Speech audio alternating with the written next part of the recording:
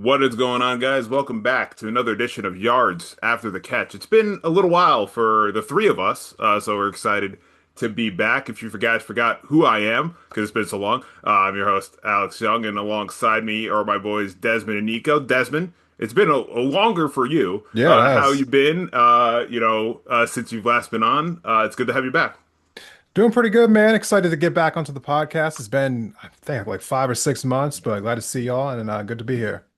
Good to have you back, Desmond. And we have our non-team affiliated guy, our gambling expert, Nico, with us. Nico, how are you? Good. Happy to be here. Excited. Schedule release. A lot of news to go over. Just can't wait for September.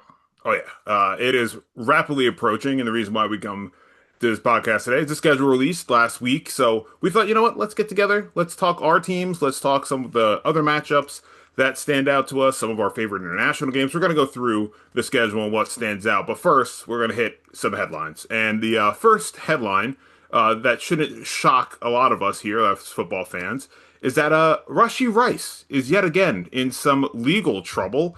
Unfortunately, this is coming off of him violating his probation due to testing positive for marijuana.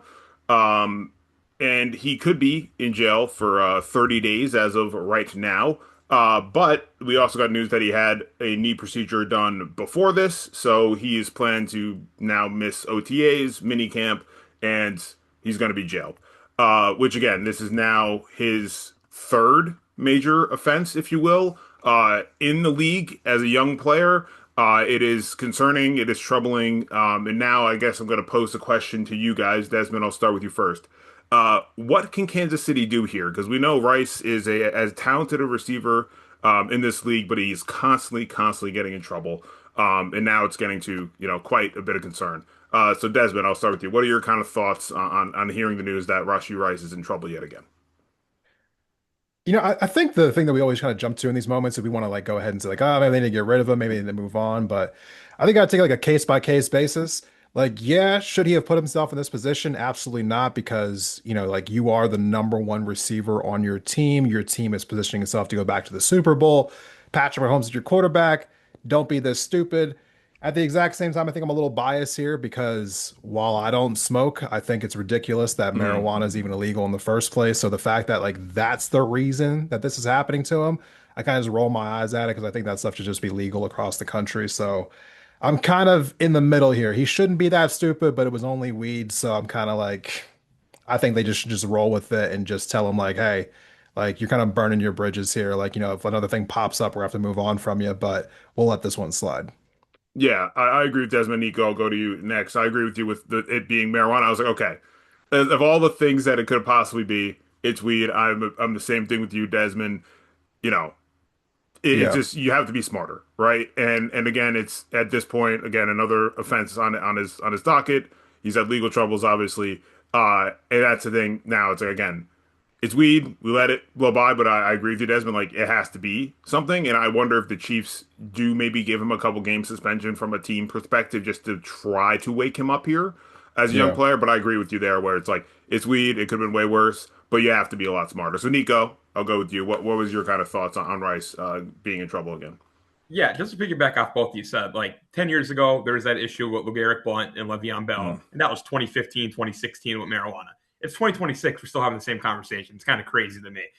Again, not to get onto that tangent, but I do believe when I saw that, I was very shocked that that's what really is going to give him a 30-day jail sentence was crazy to me. But more so, I agree with Desmond said. Like, you don't want to move on. He is a wide receiver number one. He has proved that he's talented around the league. What I would do if I was Kansas City, like bring in a guy like a Keenan Allen, bring in a veteran leadership that you're going to get a year from. Maybe put Rashid Rice partner up with them, maybe dorm with them, room with them at camp, figure something out, and maybe get that experience out there. He just needs maybe that mentor, maybe that role model to follow. And I think like a guy like Keenan Allen, get him on a 1 year contract that's going to retire next season, and I think would be a great move. I really do. Yeah, I like that move. yeah, I like that move too. I think it just has to be someone like that, Nico. And I know you want to try to have players, you know, have be themselves and stuff like that and all that. But there's something that they have to do here. And again, if that is monitoring, is that getting a veteran to just babysit him for a little while? Because we've seen this story play out too many times in the league, and especially with wide receivers, that you see all these top guys in the league who have all the talent in the world, and they keep tripping over themselves, and getting themselves in trouble to the point that they burn out their career. And I think we all agree that Rice is a very talented receiver in this league. We've seen what he can do. And again, I know this is a marijuana offense that violated probation. We all think that's stupid, but again, it's just like, what's the next headline here? Like, I think that's where we're getting at, to the point of like, okay, now you really can't trust him because he can't get out of his own way. So I agree with you. I think there needs to be someone, a veteran or someone on the team, someone on the staff that is just like constantly on him to make sure he's trending in the right direction to avoid these issues. And again, we all know it's we know we keep on saying that. But at this point, the trajectory, he can do a far more serious thing, even worse than what he's done already. So we just wanted to quickly hit on that. I know it's a little bit of a negative story to start off here, but again, big story this week with Rushy Rice, because again, I think all of our group chats and all of our football fans are like, "Are you serious? Like, him in trouble again?" We'll keep on tracking it. We'll see what happens. Hopefully, this wakes him up. Hopefully, he's at some right path. Because again, I think he's such a dynamic player, and he could be a very strong focal point on this Kansas City offense going forward. Moving along, another big story. We were waiting to see what was happening with Aaron Rodgers, and of course, he was waiting for the perfect moment to announce that he is coming back, which is like the schedule release, that it dies down for a few days, and we're all like, "Oh, is Rodgers coming back?" Yes, he is coming back, and then we're like, "Okay, great." He signs with the Steelers, big time 1 year deal. And then earlier today, right before we all met up, he announced that this is his final year. This is it for the legendary Aaron Rodgers, with the which is weird that he is ending his career with Pittsburgh again. He's been there for the last season or two. So decided to come back. This is a final run.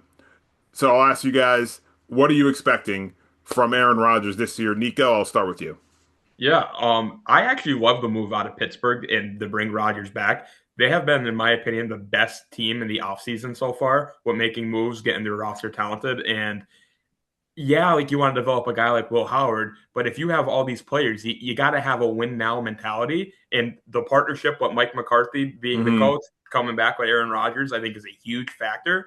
Let these guys play under Aaron Rodgers for 1 more year. Let them understand the game and learn. I really think the Steelers are almost handcuffed. I know I went on a tangent about this in our regular season last year that they have to blow up the whole organization. And they got rid of Tomlin. They took a step in that direction. If I'm very like 50-50 on that decision, um, to an extent, but I really, really feel like it was the only move and the only play the Pittsburgh Steelers can make.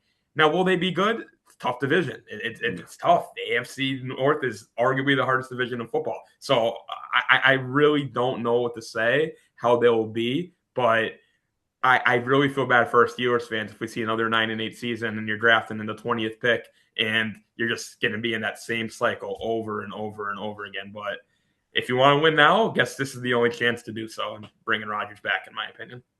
Yeah, I agree with you. And before I move on to Desmond with that, yeah, I think this is just the ultimate last hurrah, right? That defense is not getting any younger. You bring Rodgers back, you reunite him with McCarthy.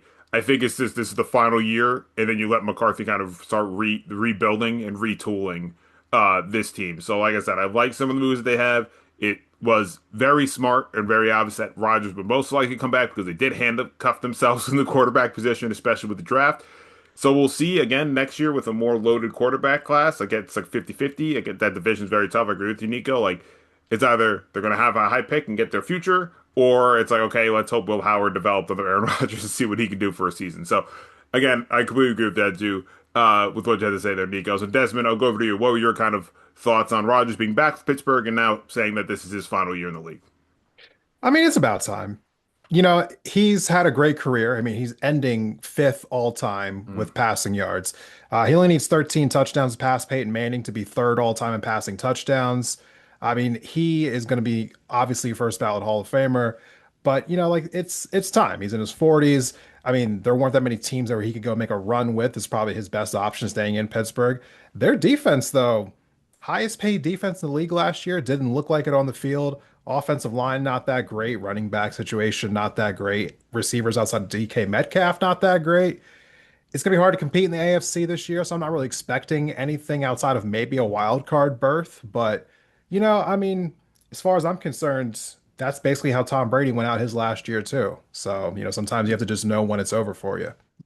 Yeah, No, definitely, yeah. And I think it was his time. Again, agree with you. First ballot Hall of Famer, one of the probably the best quarterback of our generation. Arguably one of the best quarterbacks we've ever seen, honestly. So it's gonna be interesting to see. And I think Nico was on the podcast last time I was here, where I said it would be kind of sad that his last career pass was an interception, Oh, which it was in that playoff game. And I said that would have been really really sad to see him walk out that way. And it all looked that way because they're all like doing that long camera shot of following him to the locker room. And they're Right. like, "This is the last hurrah for maybe for." So I'm kind of happy that like hopefully this time around his career doesn't end on a pick and we get the true kind of final cool moment of him walking off the field the last time. Fans get to appreciate greatness. Again, Yeah. I've got to see him up close, when he's faced the Giants before. And it's been one of, the best moments again in those battles, especially in those playoff battles, in this Giants Super Bowl run. Him and Rodgers, I mean, those games were electric. So, again, it's going to be interesting to see this final year. Again, he's mid 40s. He played relatively well last year, so we'll see if he has a great final year. And again, if he can walk out on a positive note, and then instead of last year, where his last option was potentially ending on a pick. So, with that, the reason why we all came together, it was the schedule release last week. So we finally got to know who our favorite teams are facing throughout the season and some of the intriguing matchups internationally. Again, a couple of these Thursday night football games are interesting. There was a lot of fun stuff this year. Uh, so how we're gonna structure this is like, I'm gonna go over the Giants schedule as a Giants fan. We'll go over the Eagles schedule with Desmond. Nico, as the kind of gambling extraordinaire, will kind of go through his favorite matchups to start. So I will just go quickly first with the Giants. Obviously, I'm a Giants fan. New year. Hopefully not same old Giants. We got John Harbaugh there, a new coaching staff. Very interesting start to the season for the Giants. Week 1 is against Dallas. Week 2 is against the Rams. Week 3 is against the Titans. 4 against the Cardinals. Week 5 is the Commanders. 6 is the Saints. 7 is Houston. Then they have their bye week in Week 8. Then the second half of the year is kind of interesting. Right off the bye, they play Desmond and the Philadelphia Eagles. Then they play the Commanders, the Jaguars, the Colts, the 49ers, the Seahawks, the Browns, the Lions, and then back-to-back division games, as it's kind of been these last few years. They'll play the Cowboys and then finish the season against the Eagles. So a lot of intriguing stuff for the Giants. But again, those first two games I was talking before we started our recording is a gauntlet. First, Sunday Night Football against Dallas at home, followed by the Rams. But I'm going to pick real quick my favorite matchup, and then we'll go over to Desmond and talk some Eagles. My favorite matchup is going to probably not really surprise everyone, but it's week 3 against the Titans. At the Titans Okay. is my intriguing matchup to start for the Giants this year. They're at home and it's against, a couple former Giants are going to be in the building. Wandell Robinson, Cordell Flott. Also, former head coach Brian Dable Table. is now the offensive coordinator of the Tennessee Titans. So that's going to be interesting. And then Robert Saleh is back in New York, the former head coach of the New York Jets. So that to me is one of the games that stands out as a Giants fan. Again, I really hope they beat the Titans. And again, same deal. Brian Dable coaching up. Cam Ward in the first year, and then you have the Jackson Dart versus Cam Ward storyline in that game as well. Second year quarterbacks, and now Harbaugh will be coaching Jackson Dart. So I think that's a game that stands out to me, just because I think it's going to be intriguing and exciting. I think some people were seeing that too and being like, "Is Brian Dable going to get a tribute video?" I think No. that's a major. You two don't think he's getting a tribute video? I don't No. know. I really don't know. Because again, I'm like, it's the Harbaugh era, and is he going to allow it and be like, yeah, you can, whatever, you can give him a little tribute? Or is it like, we just forget, like, the first year's coach of the year and the last few years are miserable, so you don't deserve a tribute video? I mean, he won a playoff game, Well, which I think if this was like maybe like Detroit's franchise or Cleveland's franchise, you would be celebrating that. But Giants got 4 Super Bowls and he yeah, didn't win one. yeah, So, I mean, maybe if this was just like Tom Coughlin's like comeback game, you'd be like, all right, tribute video. yeah. But Dayball, like, come on. But again, I think a lot of people too are also, it's like, the stock was so high with him after that first year. We're like, oh, this is a change. This is the change we all needed. And Yeah. boop, fell straight downhill. But Desmond, I'll go over to you, Eagles fan. If you want to run through the schedule, you can. You don't have to. But Yeah. if that's the case, what game as an Eagles fan stands out to you? I mean, I really like our schedule this year. I got it pulled up in front of me. We have a tough game, week 3 at the Bears. Turn around like right after that, and we have a game at home against the Rams. So that's a pretty hard back to back. Then we have to go internationally after that to the Jaguars in London, which travel plus the Jaguars are much better than they've been in the past. But Hmm. division games are always tough. We got 3 in a row in the middle of October. We got Cowboys, Commanders, Giants all in a row. Then we have the Steelers right after that. Playing against the Cowboys on Thanksgiving. We have a late game stretch against the Seahawks, Texans, and the 49ers all in a row. So I think the most intriguing game to me is actually that last one. It's against the 49ers. They beat our ass way Yep. too often for my liking. It is like the one non-division game that feels like another big rivalry, like them and the Chiefs. And I got a sour taste in my mouth from the amount of times that the 49ers have kind of embarrassed us. So I would love nothing more than to be able to go out there to their place in January and beat them down. Also, really good friend of mine is a Titans fan. So the fact that the Eagles play the Titans this year, that'll be pretty cool at some point here. But yeah, I am. You said earlier that you were hoping that this wasn't another year of the same old Giants. As an Eagles fan, no offense, I'm hoping this is another year of the same old Giants. But we will see. Hopefully, better things are on the horizon for you, but I'm kind of hoping they aren't. Oh yeah. I mean, I hope there's better things behind but knowing the track record against the Eagles, you guys are going to smoke us probably twice. So that's going to be intriguing. But no, I think what you said, you have a very interesting schedule. I think for both our teams, there's definitely some matchups Yeah. there where we're like, there's winnable games and there's games that are going to be very tough. Facing the NFC West this year is going to be Yeah. tough. Yeah. Exactly. Facing the 49ers, the Rams, and the Seahawks, we Yeah. each have to play those teams. That's pretty tough. Yeah, I think that's like the tough stretch. And then again, the Giants right off the start facing the Rams week two. But you get the Rams in LA and they don't really have fans. So there's probably gonna be more Giants fans in there than Rams Yeah, fans. that's true. But I mean, You you know. got to deal with Stafford, and I still don't know what our defense looks like other than us having a million linebackers and not a secondary yet. But we'll see. No, We'll see. We'll see the what Rams are happens. tough. Rams. Nico, I know you don't have a select favorite team, but is there a matchup that you really love so far to start after schedule release? Yeah, there's a few matchups I like. There's a few statements I will make. But just to piggyback off both of you, I'm never gonna be on a podcast and not talk about gambling. That's just who I am. That is my nature. So the kickoff right to bat, and Alex, I was excited to tell you this. My favorite play right now is the Giants to win the division plus 600. I really think There a we new go. era is there. And an other bet, I don't use those prediction markets like that poly market. I don't really understand how they Yeah. work. But one bet that I would really love, and I'm sorry, Desmond, is Yeah. Sirianni no longer to be the coach in Philadelphia after this season. I think this is going to be a brutal year with the schedule the Eagles have, and I really, really think it's going to be tough. And with that fan base, it's just I want to just piggyback off you two with your two teams before I get into it. But one thing I Yeah. want to say is the NFL I thought killed it with the schedule this year, Hmm. and there's two rants I'm going to go on. If you're complaining about this game in Australia, I cannot believe that people are going nuts about it. We have a stretch of football that's going to be ridiculous. The Thursday before is the week one of college football. Thursday, Friday, Saturday, Sunday, Monday. They play college football on Sunday and Labor Day. We get off that Tuesday.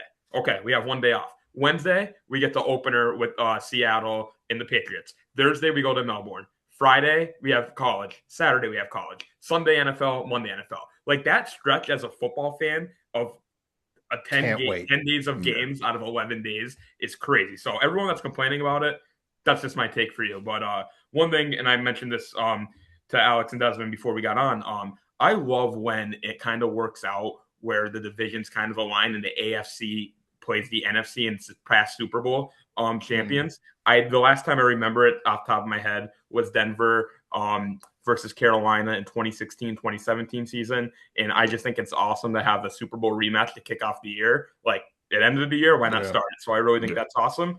And the two places where I think the NFL really cooked was Thanksgiving and Christmas Day.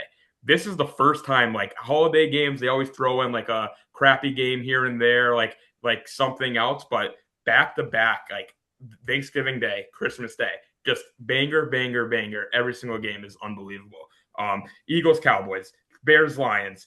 Chiefs, Bills, and then on Christmas Day, Packers, Bears, Bills, Broncos, and Rams, Seattle. Like, what more can you ask for holiday football? Yeah. No, Um, that's an incredible stretch. yeah. This is why we have Nico on, guys, because I didn't realize we were gonna have all those days of football, and now I'm like, let's get it going. Let's keep it. Let's get that whole window in because I think my TV is going to be on like 24/7 with football. And I agree with you, Nico. I saw looking over schedule like seeing week one Super Bowl rematch is going to be fun, especially the Patriots are going to have a chip on the shoulder seeing that banner go up in Seattle. And that crowd is going to be freaking electric. So it's going to be awesome there. And I was going to piggyback to another thing that I think I've loved over the last few years. I've kind of noticed like I really love the NFL schedule that the divisional games are later in the season, especially this year. And I know I'm going to be biased with like the Giants, and I'm hoping that they're having a good enough year where that final game between the Eagles and the Giants is going to mean something, whether it's for the division or seeding in a playoff spot or something like that. Like I love that these last few years that we've gotten that divisional game at the end of the year where some of those games match up. Like I think last year, I know both that whole division was terrible, but I feel that last week the NFC South, none of us were tuning into games, but that Week 17 matchup, we were like, we got to watch it. We got to see which of these bad teams is sneaking their way Yeah. into the playoff. For sure. So that's what I've loved. And again, I hope for this year, either Desmond's sake or my sake, that last division game for the Giants against the Eagles, that's another matchup that I'm looking at because it gives me a little bit of hope that this year my season is not over by Thanksgiving like it has been for the last let's say 8 years. Uh, so moving along, we were talking some of the matchups that stand out to us, but we got 9 international games this year, and I completely forgot how many games are being added. We talked before the show. Two Uh, more. there's even more coming going forward. So it's great to see this game go global as it's been. I know Nico, you alluded to the Australia game happening, 49ers Rams on September 10th. But to give a quick little run through of the other international games. In Rio de Janeiro, you got the Ravens versus the Cowboys. And then the final October 4th, you got Colts Commanders. Desmond brought it up. Eagles Jaguars on October 11th. The Jaguars are there again playing the Texans October 11th. Just move Jacksonville to London. Let's just get it over with. Yeah, those three Uh, games are in London. yeah. So all three of those games are in London. Then we go over to France, where you got the Steelers versus the Saints. Whereas that game can either be a 50-50 shot for those fans over in France. You're either going to get a fun game or it's going to be a bloodbath. Then the game that I love and is my favorite, I think, is hopefully going to be in Madrid, Spain, November 8th. That Bengals Falcons game on paper to me seems very, very intriguing. More just an offensive battle. Then in Munich, this is another really fun matchup. You got the Patriots versus the Lions, and then wrapping up our international game in Mexico City, Mexico, November 22nd. You got the Vikings and the 49ers.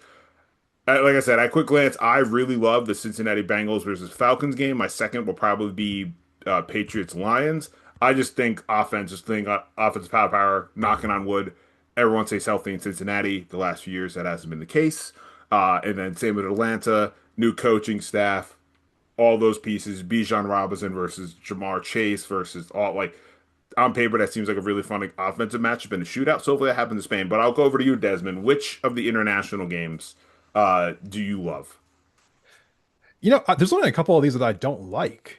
There's a bunch of these games work for various different reasons, but I think the sneaky one might actually be the France game, the Steelers and the Saints, because this is my hot take here. Nico and I had differences on this last year, but I think the Saints, I think, are going to challenge for the division this year in the NFC Okay. South. I think they're going to be a lot better. I expect them to make a huge jump this year. I wouldn't be surprised if they have double-digit wins. And I think that that's going to be a great game in Paris. And I think it's going to be a great atmosphere too. So that's my under the radar sneaky game. I think the obvious game might be like 49ers, Rams, and Melbourne, Mhm. but I think Steelers and Saints might be the sneaky good one there. Nico, I know you alluded to one of the international games you love, but is there another one that stands out to you that you want to? give a shout out Yeah, to. and I actually love the second one of the year. I love the Ravens Cowboys. I really think that's going to be fun. Two of my favorite teams to watch offensively. So I'm really excited. CeeDee Lamb, Lamar Jackson, just all around great game to see. And I love it. Like I really like how we're expanding, going into new areas. I want more fans everywhere. I think the only league that has been better with that has been the NBA. The Hmm. NBA does a great job of getting international fans, in my opinion, and I really, really think if the NFL can keep growing its game, it's just great for the sport overall. Yeah. I agree with you, Nico, there. It's great to see, like I said, the league and the game going global. I think, like you said, the NBA does a great job with that. The NFL is doing a great job. I think the fans are very into it. You can clearly see by the crowds and them chanting and treating it kind of a soccer game at times and doing all that and singing and everything. It is catching on, and I agree with you. It's great to see. I know it's easier to play basketball, right, than it is to organize football and stuff like that, but it is interesting that them testing new markets and it being successful. Like I think they wouldn't have expanded to more and more areas if this wasn't catching on, if this wasn't working, they would have just stuck with the hits. But the fact, like again, there's going to be a game in Australia. There's more games being added, which is always a good thing, right? So it is going to be interesting. I know some of the teams don't like the schedule and the travel and all that stuff. Um, but it's one Yeah, great way to expand it, and I think the fans are loving it. Nico? yeah. I'm sorry. I will No. say the one thing too, and this is for all the degenerates out there like myself for gambling. There's nothing better than sweating a Hawaii midnight football game on the East Coast that ends at 3 a.m. and knowing you have a 9 a.m. London game to kick Yep. off 6 hours later. You get a nice 4 or 5 hours sleep. You wake up, then you got the London game, and then you just do it all over again. It's the best. It's the Yeah, best. no. I tell everyone it's like the adult version of like cartoons, right? Like you just like it's like I feel like that's why like the Premier League catches on so much over here, other than like, transplant fans from, international coming over to States. I feel like all of us, like if you're a soccer fan, is like, oh, you can wake up Saturday morning and just watch soccer. I feel it's the same thing for us as like us as gamblers, us as football fans. It's just like as adults, we're like, oh, wake up. It's 8:30. All right, I got a football game. Like we got a football game ready to go. Like it is perfect for the weekend, especially just kick off the Sundays most of the time. Real quick on the schedule release, is there any Hold on. favorite? Oh, there's it, Desmond. Go One ahead. second. I wanted to ask a little off schedule here, Yeah, but I I'll wanted to go ask a for it. quick question.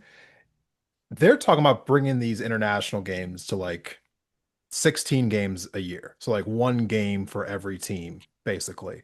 Uh, do you think that's too much? And where would you want to see a game besides where the sites have already been? Ooh, that's a good one. That's a great question. That's a Uh, great I'll go yeah, first. I'll go yeah, first. yeah. Because I think while I'm not sure how this is going to work out with having an international game every single week, and I'm a little weary of it, I know that that's probably going to go there eventually. I'm kind of really digging the idea of maybe seeing a football game in Egypt with the Mm, pyramids in the backdrop. yep. I don't know if how they're going to make that work, but I want to see the pyramids behind a football game. Just make it happen somehow. That's Yeah. awesome. So give me an NFL game in Egypt. I don't hate that. I think when you get to that higher number, I think it might be a little too much, but I think we have to just see how it affects teams and players.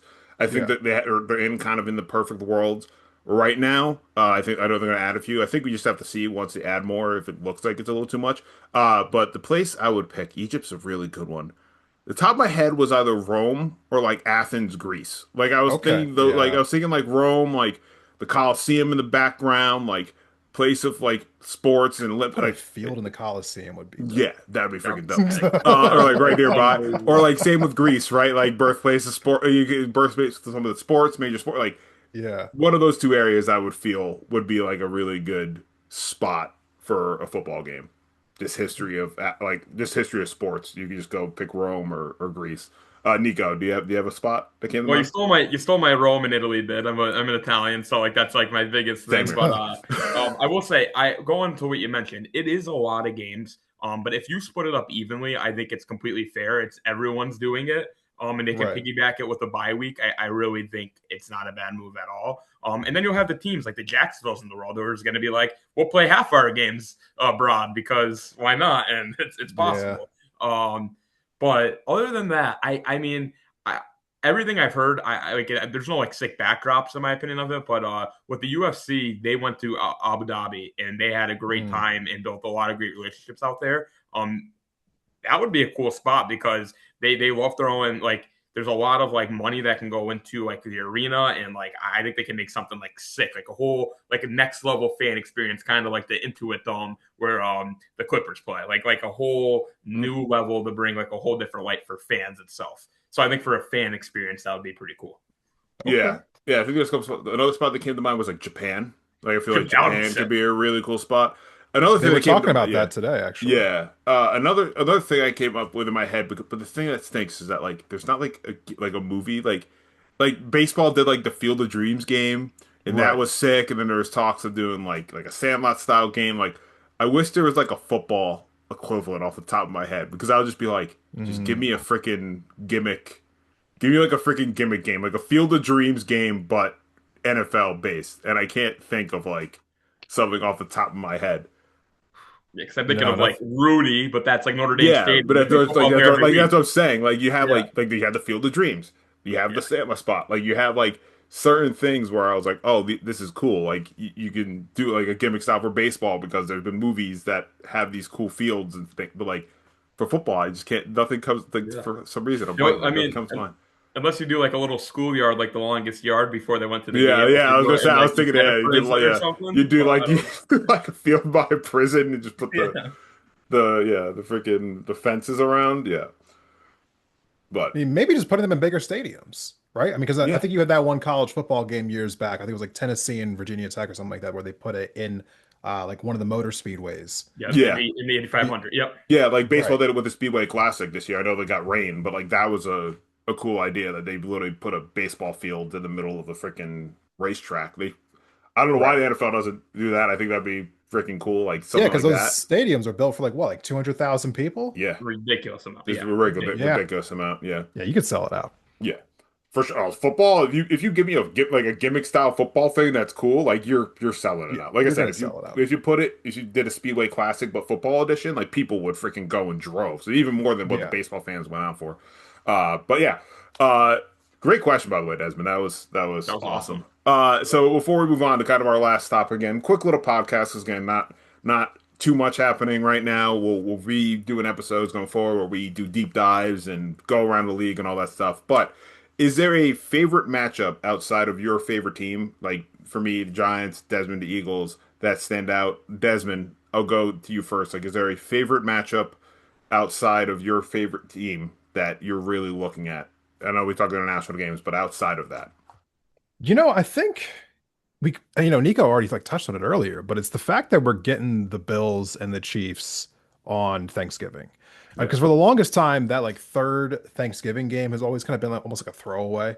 Hmm. I feel like sometimes I'll throw a division game in there or just It's any the nap random game. matchup. I think like last year was like the Bengals and the Ravens, and both teams didn't have their quarterbacks in, and it's just like, but the Chiefs and the Bills have become this like generation's version of Tom Brady versus Peyton Manning. And I look forward to the game every single year. And the fact that you're putting it on Thanksgiving this year, I think is actually a really cool idea. I also like the fact that we didn't mention this before, but the fact that we have these Thanksgiving Eve games and a Christmas Eve game, because I've always wondered why we don't have Christmas Eve games. But we have both of those this year. The Eagles are in the Christmas Eve game, so I'll leave that one alone. But the Thanksgiving Eve game is the Packers at the Rams, Yeah. and Rams are just in apparently every great matchup this year. So yeah, I'm really looking forward to the Thanksgiving week as far as that's all concerned. I think there's actually a really good slate there. The Black Friday game looks pretty good. Sunday night game that week, the Monday night game. That whole week is going to be like really good as far as I'm concerned. Yeah, I agree. I know we briefly touched on it, but yeah, those matchups. You're not. I know, like I said, there's usually the food coma game, which is like the third game. It's usually the throwaway game, but this year, no, they're making all of us pay attention throughout all of Thanksgiving. No family time. No family time this year's Thanksgiving. Nico, what's your favorite matchup outside of some of the ones that we discussed? Yeah. One thing I'll say, like I know you mentioned earlier, I love that not only do they have a lot of meaningful division games later on in the year, I love great games at the end of the year. Like a week Yeah. 17 matchup, Chiefs versus Bengals, if the Bengals are healthy with Burrow, and that game can be unbelievable with 1 week to go into the season. That can be for by potentially playoff seeding. Like that game's crazy. And then I know we talked about it again, and Desmond brought it up, but like even that Christmas Day, like that's Week 16. Bills versus the Broncos. Like those are some crazy, crazy games that are going to mean crazy for the whole conference and how the whole playoff picture can shape out. Yeah, I agree with you guys. I'm usually a basketball on Christmas Day fan, but I am Sure. probably just going to watch the Knicks on their Christmas Day, and then I'm not tuning probably in for the rest of NBA because that's my favorite looking at Christmas Day this year.